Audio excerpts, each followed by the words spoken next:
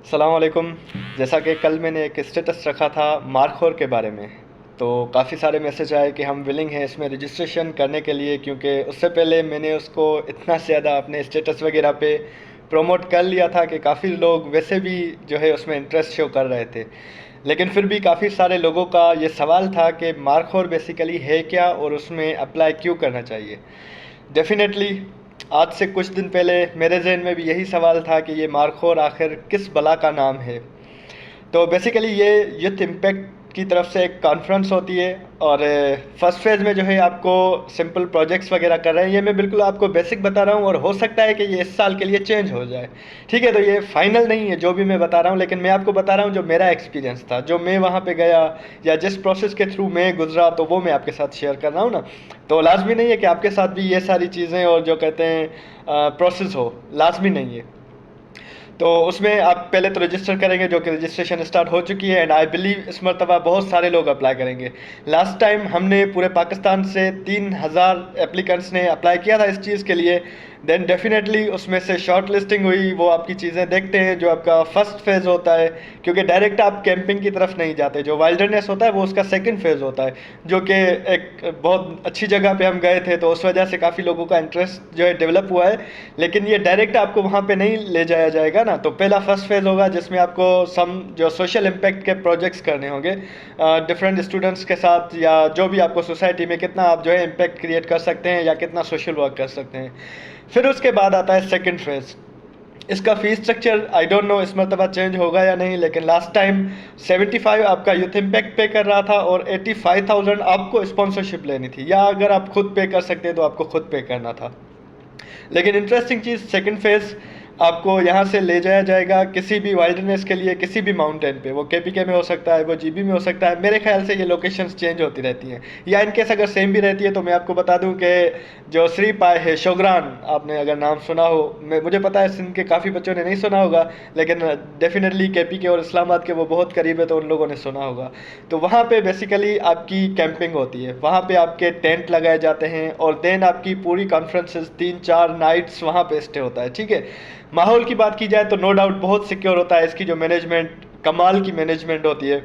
Definitely आप जब first day आपका होता है, और सबसे इंटरेस्टिंग बात, आपके पास मोबाइल नहीं होता वहाँ पे, तो डेफिनेटली फर्स्ट डे पे आपको थोड़ा बहुत लग रहा है कि यार मैं कहाँ आके फंस गया ऐसे पहाड़ों में। लेकिन जैसे जैसे आपका टाइम गुजरता है और आप रियलाइज़ करते हो, सेशंस होते हैं, आप नेचर के क्लोज चीज़ों को देखते हो, देन आप रियलाइज़ करते हो कि यार इससे बेहतर तो और कोई जगह हो ही नहीं सकती। मैं बता रहा हूँ कि मैं अभी भी चीज़ें एक्सप्लेन नहीं कर पा रहा, और ना ही मैं कर पाता हूँ, क्योंकि जब तक आप जाके खुद एक्सपीरियंस नहीं करेंगे उस जगह का, आपको आइडिया ही नहीं हो सकता कि कितनी एक अच्छी चीज़ है, कितनी एक अच्छी अपॉर्चुनिटी है जो हमारे बच्चों को यूथ इम्पैक्ट की तरफ से मिलती है। ठीक है ना। तो सेकंड फेज़ के लिए ये थोड़ा मैंने बहुत आपको बताया। वहाँ पे क्या होता है, वहाँ पे एक तो आपका स्टे होता है, दूसरे डिफरेंट सेशंस होते हैं, आपके डिफरेंट एक्टिविटीज़ होती है, गेमिंग हो गई। मैं बिल्कुल आपको नाम लेके नहीं बता रहा, क्योंकि फिर आपका सस्पेंस वो ख़त्म हो जाएगा कि आप लोगों को किस तरह से एंजॉय करना है। लेकिन डेफिनेटली एक बहुत ही अच्छी, जो मैं अगर कहूँ मेरे लाइफ का बहुत ज़बरदस्त एक्सपीरियंस रहा।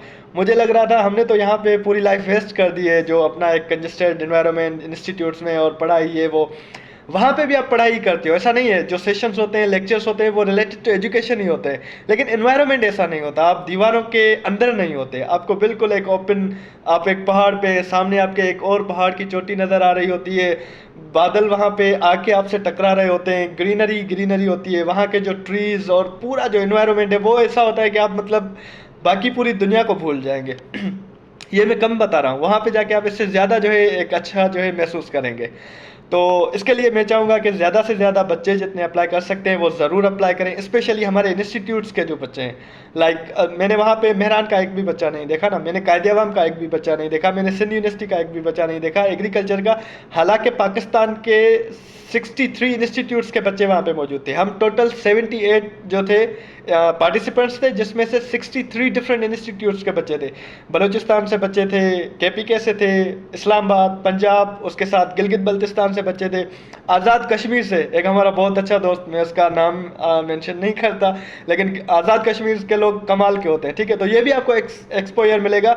नेटवर्किंग आपकी इतनी ज़बरदस्त हो जाएगी, आपको वहाँ पे बहुत अच्छे अच्छे गेस्ट स्पीकर्स जो वो बुलाते हैं सेशंस के लिए, उनके साथ आपका इंटरेक्शन होगा, तो वो भी एक आपके लिए बहुत अच्छा एक्सपोजर होगा।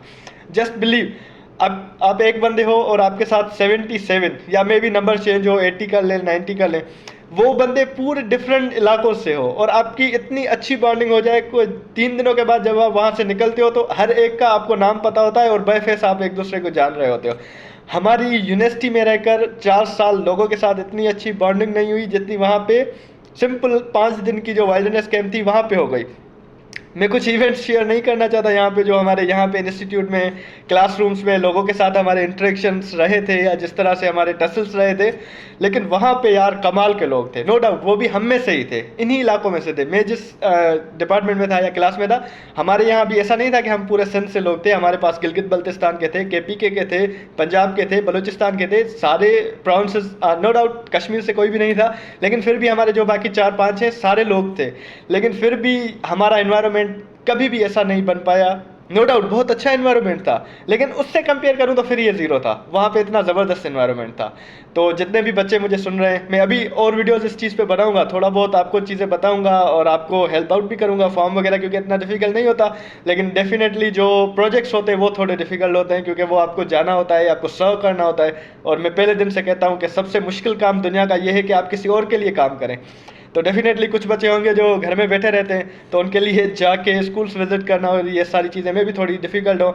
लेकिन फिर भी अगर आपको चांस मिलता है तो मैं कहूँगा ज़रूर ज़रूर इस अपॉर्चुनिटी को अवेल कीजिएगा। और मुझे पता है कि 3,000 4,000